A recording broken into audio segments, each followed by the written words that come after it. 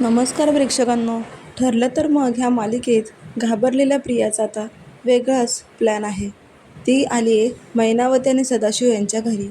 त्यांना आता ती सांगत असते की माझा एक प्लॅन कराल का. तिला हे माहिती नाही की तिचा पाठलाग करत सायलीसुद्धा तिथे आलेली आहे. सायली हे सगळं बोलणं ऐकत असते.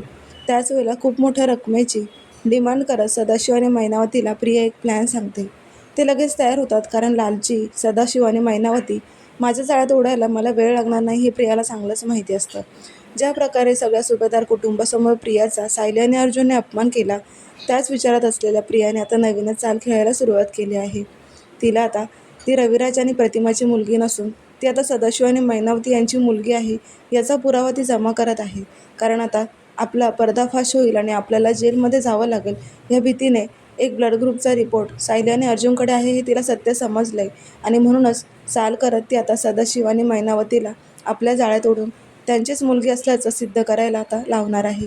त्यामुळे खूपच जबरदस्त ट्विस्ट आलं आहे कारण सायलीने आता प्रियाला जाऊ दिल्यावरती ती मैनावती आणि सदाशिवचा दरवाजा वाजवते. कारण तिला सत्य जाणून घ्यायचं असतं की ही प्रिया यांना एवढे मोठे पैसे देऊन नक्की काय प्लॅन सांगून गेली आहे. ती दरवाजा वाजवते पण मैनावती आणि सदाशिव यांना सायलीला बघून खूप मोठा धक्का बसतो.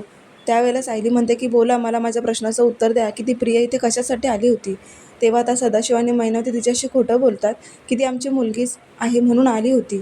तेव्हा आता ही सायलीशी खोटं बोलणाऱ्या मैनावती आणि सदाशिवला सायली कसा धडा शिकवणार हेच आपल्याला पाहायचं आहे. पाहत राहा. ठरलं तर मग अशाच डेली प्रोमोसाठी चॅनलला सबस्क्राईब करा.